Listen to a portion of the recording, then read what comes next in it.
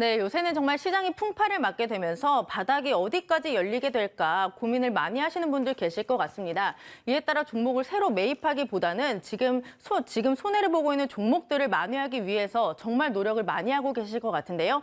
하지만 주식시장에는 진리가 있습니다. 올라가면 내려가고 내려가면 올라간다라는 특징이 있죠. 이럴 때 우리는 정말 좋은 종목을 찾아서 매입을 해야 됩니다. 하지만 어떤 게 저평가 종목인지 그리고 어떤 리포트를 봐야 될지 그리고 저평가가 돼 있다고 해서 샀는데 언제 도대체 갈까라는 고민도 많으실 것 같아요. 저희가 그 안에서 숨은 진주를 발굴해서 그대로 전해드리겠습니다. MTNW 허반석 어드바이저와 함께 준비한 시간입니다. 전문가님 안녕하세요. 안녕하세요. 네, 저희 이 코너도 정말 굉장히 공들인 코너잖아요. 네.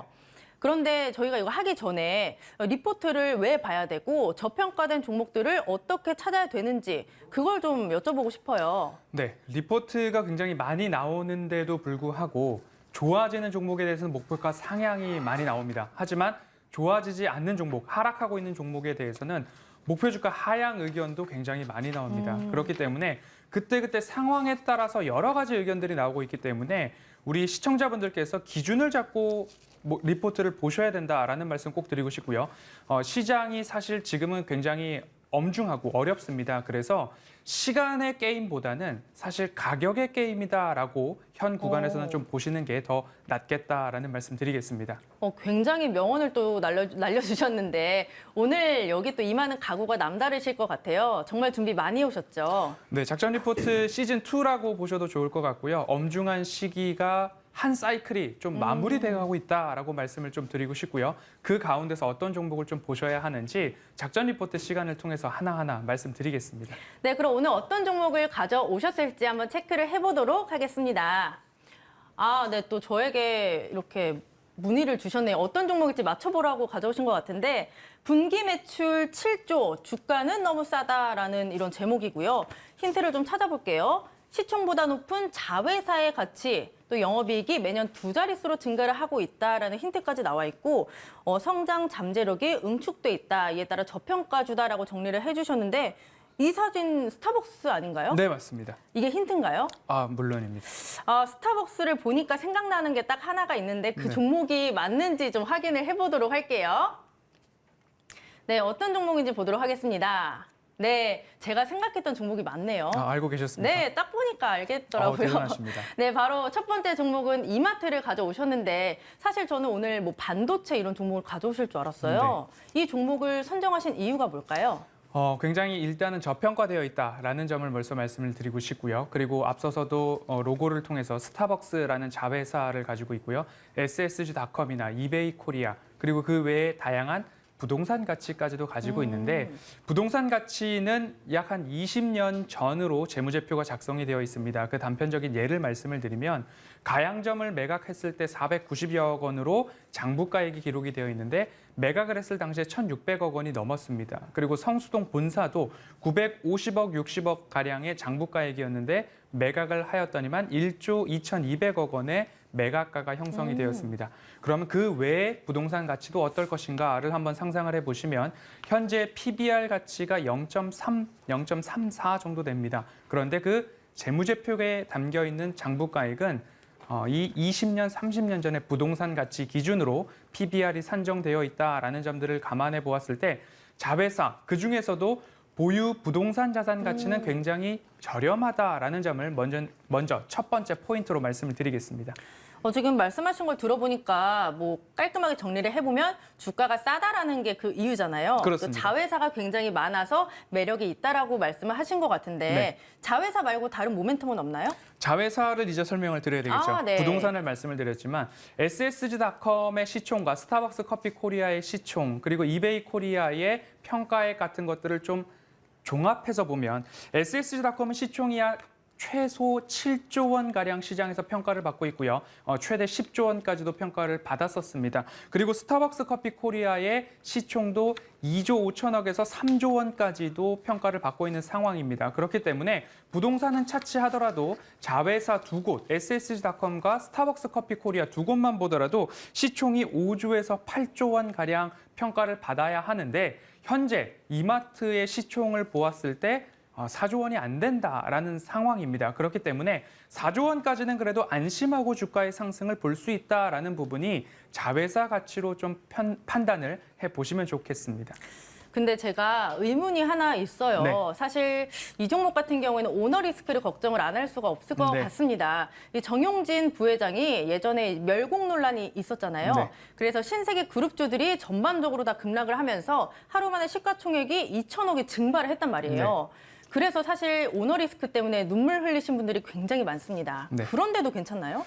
방송에서 제가 강하게 말씀을 드리긴 어렵지만 멸공을 외치다가 이제 취임식 당시에는 자유를 외치기 시작을 했습니다. 맞아요. 거기에 대한 비하인드 스토리가 여러 시장에서 나타나고 있는 이유들이 있지만 그것은 설에 불과하기 때문에 제가 자세히 말씀드린 것은 조금 어렵겠지만 한 가지가 있습니다. 신정부에서 대형마트 의무 휴업에 대해서 다시 생각해보고자 하는 이야기들이 나오고 있기 때문에 이 부분에서는 오히려 정용진 부회장의 멸공 자유가 적중하지 않았나라는 것으로 조금 가름해 보겠습니다.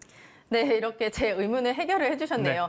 그러면 이마트 같은 경우에 저평가돼 있다고 말씀을 해주셨지만 얼마나 저평가가 돼 있는지 좀 와닿지는 않아요. 최근에 딱 보시면 쿠팡 같은 경우에 흑자 전환했다라는 뉴스를 네네네. 보셨을 거예요. 그런데 그 기사를 조금 더 살짝 더 자세하게 뜯어보면 당기순이익 흑자 전환이 아니라 에비타라고 하는 상각전 영업이익의 흑자 전환이다라는 것을 좀 볼 수 있습니다. 이 에비타라는 것을 우리 이마트에다가 좀 접목을 시켜보면 당기순이익은 지난 영업이익이 1조 원을 넘었고요. 올해도 8천억 원 이상의 영업이익이 전망되고 있는데 에비타 기준으로 이마트에 적용했을 때 얼마만큼 나오느냐 이 부분에 대해서는 제가 노란톡에 들어오시면 이마트의 에비타 공개해드리도록 하겠습니다. 전문가님, 그러면 우리가 이제 잘 알고 있는 뭐 PER, PBR 네. 있잖아요. 저는 이게 좀 어려워서 쉽게 좀 설명을 해주시면 좋을 것 같아요. 네, PER은 돈을 얼마만큼 버느냐에 대한 부분이 될 네. 수도 있고요. 그리고 시장에 관심이 얼마만큼 있느냐를 볼 수도 있고요. 그 두 가지로 보셔야 되고 네. 방금 전 말씀드렸던 PBR 같은 경우에는 북밸류 레이쇼라고 해가지고 자산 가치당 주당 순이익이 어떻게 되느냐. 그러니까 PBR이 1이면 현재 시총이 자산 가치와 동등하다라고 보시면 좋겠습니다.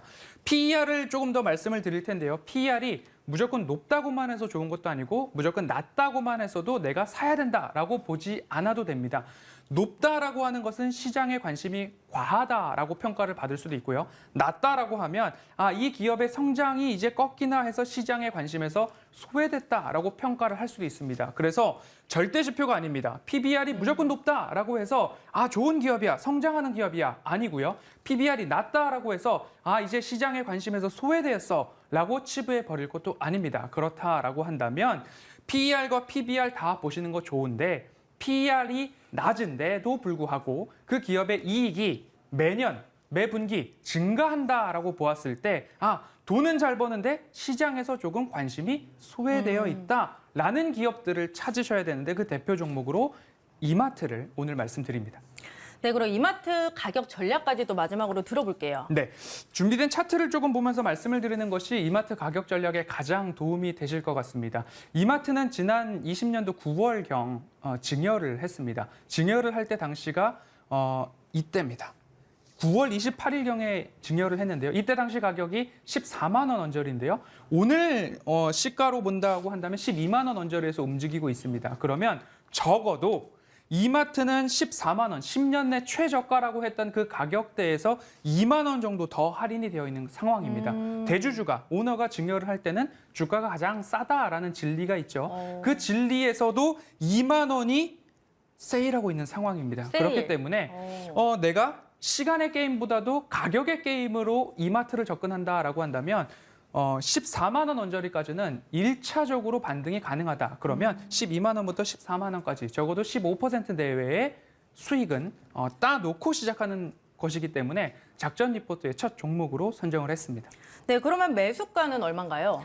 12만 원 언저리부터 14만 원이니까요. 12만 원 구간과 가장 가까울 때 매수를 하시고 네. 14만 원이 됐을 때 제가 한번 AS를 도와드리도록 하겠습니다. 그리고 최종적인 목표가는 20만 원은 일단 보시고 그리고 나서 최종적인 결정을 하셔도 늦지 않겠다라고 정리하겠습니다.